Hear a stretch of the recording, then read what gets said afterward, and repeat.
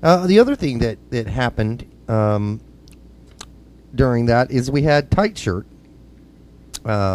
He mentioned that he was surprised that Demerit hadn't been called up to the U.S. national team. And I'm not sure what Tight Shirt Twelman...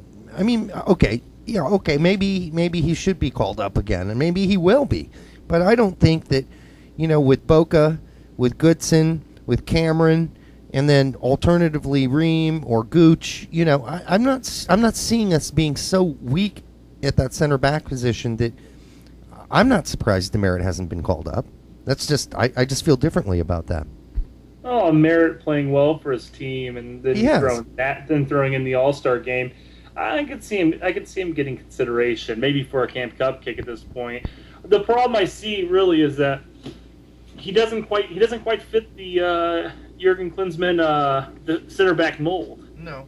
I mean Demerit's an old school. I'm gonna tackle hard and get rid of the ball out of the 18 as quickly as I can type center back. I mean, there'll be times where he's able to pass it out of the back. I agree, but his initial thought is more of a I'm going to destroy this play and get rid of it. Yeah. Alleviate the pressure. And I mean, it worked out well in Bob's tactics, where we played a lot of counter ball. And in all honesty, we're still playing quite a bit of counter ball under Klinsmann, and he might actually pan out to be a good center back option.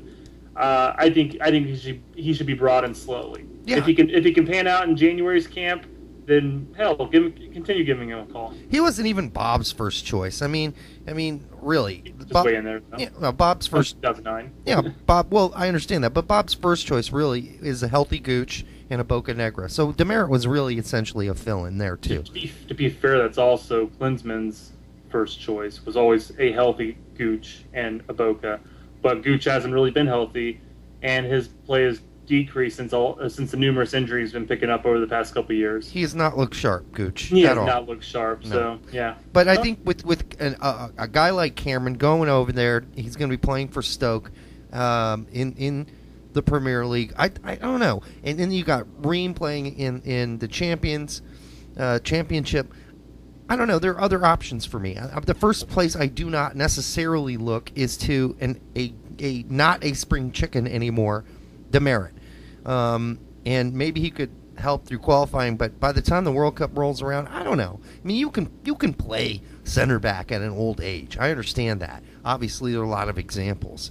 But, I think our best bet right now is Boca Negra and either Goodson or, maybe another good choice. I mean, I personally like Goodson, but I could live with Cameron too. Mm-hmm. Speaking of Cameron's move to Stoke, did you catch the Don's comments on that at halftime? I missed half of Don's comments. What did the Don say? Basically, MLS is here to make sure that everybody makes the right choice. Not necessarily just the player, not necessarily just the team, but the league and the player and the team as a whole. Which is why they don't necessarily take the first bid on a player. And a lot of leagues do that. Well, he used Dempsey as the example, right? Oh, that was a great example, though, in all honesty. It is a good example, but Cameron is no Dempsey. I mean, Dempsey was still in his mid to young 20s when he wanted to get out of here. Twelman, for years, wanted to get out of the league, and they didn't let him go. Or, they made it very difficult. There have been lots of players they've made it very difficult to leave. To be fair, with Twelman's case, New England's still looking for a striker to fill his shoes. Yeah, but I can understand why the league did not want to get rid of him. Cameron, on the other hand, a solid up-and-coming center back, but in all honesty, you could replace him. I mean, as far as Houston is concerned, well, he's a great player, and he's going to be a great player if he continues to develop with Stoke. But he's a little more replaceable, I think, than Twelman was for New England. You know the difference, though, Brett? The real difference here is the relationship between MLS and the U.S. National team now versus then. Mm-hmm. Then, you know what? MLS could give a flying hoot that Dempsey would benefit Dempsey to go over as soon as possible so he could become a better player as soon as possible because it'll help American soccer and the U.S. national team. Because ultimately what helps American soccer and gets more fans involved and gets new fans involved, it's U.S. soccer. It's the national team that gets people all riled up and crazy, right? That brings in new fans. So, I think the issue was back in those days, they were more worried about making a buck and making sure they didn't get screwed, and they were, they didn't necessarily see the link there. That, Dempsey will become a better player, and thus we'll have him on the national team, and the national team will get better, and that'll get more people involved in U.S. soccer. That wasn't their vision. They see that now, and they're working. I believe when Don Garber decides some of these things, and the league decides some of these things now, I think they actually are asking themselves, is this going to also help American soccer? Is Cameron going over there and becoming a better center back going to help American soccer and thus help MLS? I think they see the connection now. I don't think they necessarily saw that connection 8 years ago.